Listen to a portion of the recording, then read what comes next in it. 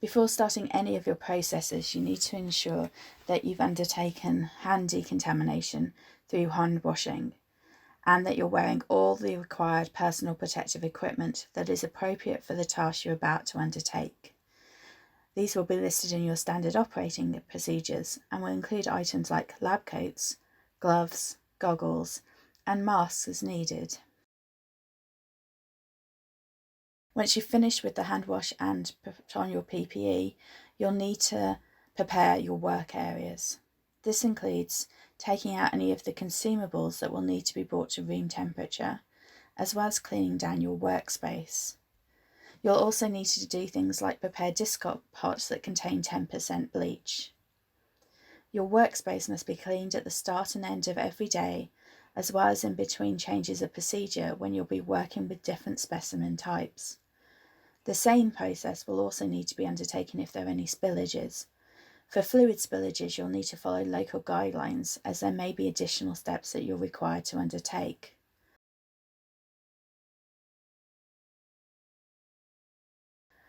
Preparing and cleaning down of your workbench includes not just cleaning down the bench space itself, but any of the equipment you're likely to use, including racks and pipettes.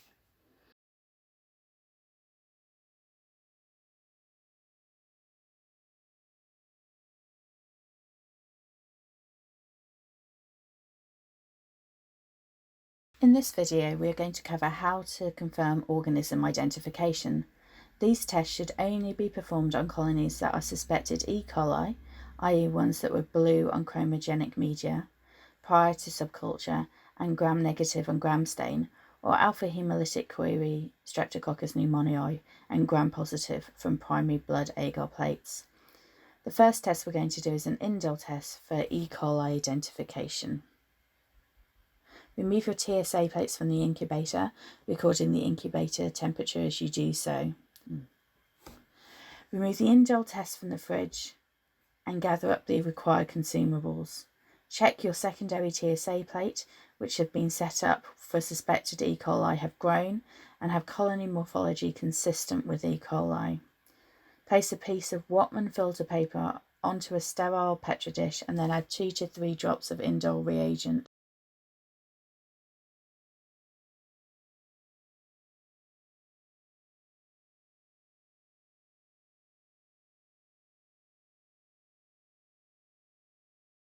Then, using a sterile plastic loop, add a portion of each suspected E. coli colony onto the Indel reagent moistened paper. Do this using a sterile disposable loop or a flamed metal loop. It can be tested per piece of filter paper if there's appropriate space for the isolates to be added without touching. If you need to do multiple colonies, it's best to do this one at a time so that results do not get confused and there's no risk of contamination from placing colonies too close to each other. A positive test is indicated by the development of a blue colour, which should develop within 3 minutes and is frequently fairly instantaneous. If the E. coli is confirmed by positive Indel result, and only a single morphology present, store a sweep from the TSA plate and proceed with MEMR testing. If multiple colony morphologies are present on the TSA plate, then use the Indel positive colonies and set up new purity plates for each morphology type. Do not set up purity plates for any non-Indel positive colonies or colonies that were not blue in appearance on the primary chromogenic plate. A sweep of the new confirmed E. coli positive purity plate should then be stored after this process is repeated, and details of how to do this are in the glycerol stock video. We will now move on to how to conduct a biosolubility test for Streptococcus pneumoniae. This will be used to confirm identification for colonies that morphologically appear to be Streptococcus pneumoniae, but which are opticon resistant or intermediate when reading the primary plate. Biosolubility confirmation should be taken from a fresh overnight culture, either when reading the primary plate or, if this is not possible, by creating a secondary blood agar plate. Use a sterile, disposable single-use loop or a flamed metal loop to touch and add colonies to 1 ml of 0.85% saline to achieve a turbidity of 0.5 to 1 Macfarlane standard. You're likely to need to use more than one colony of identical morphological type and characteristics to achieve this.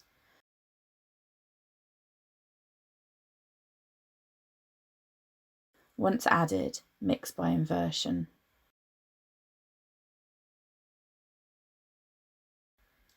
Label 2 test tubes with the same identification. Label 1 tube bile salts and label the other tube saline. Make sure you set up matching controls using a control organism at least once per day when tests are being undertaken. Divide the cell suspension equally between 2 tubes, i.e. 500 microlitres, into each labelled tube using a 1000 microlitre pipette.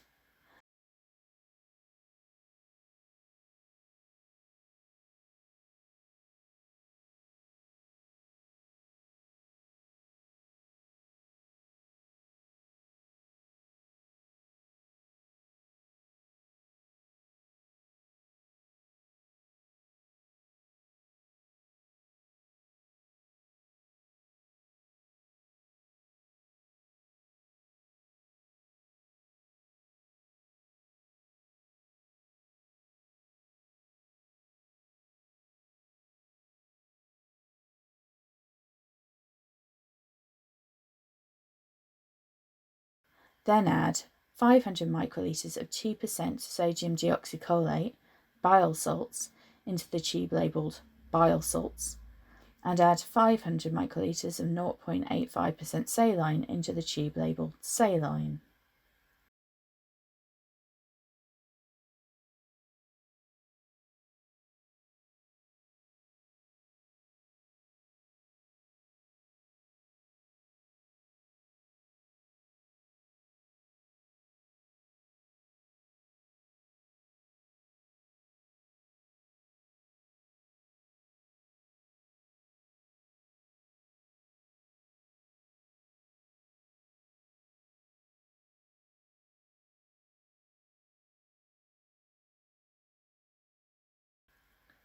Mix both tubes well using inversion.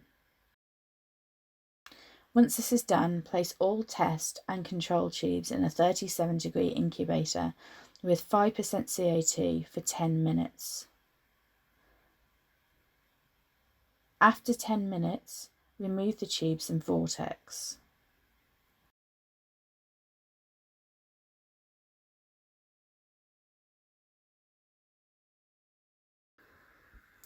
Inspect the tubes by comparing the saline tube against the bile salts tube to see if there's any clearing of turbidity in the bile salts tube.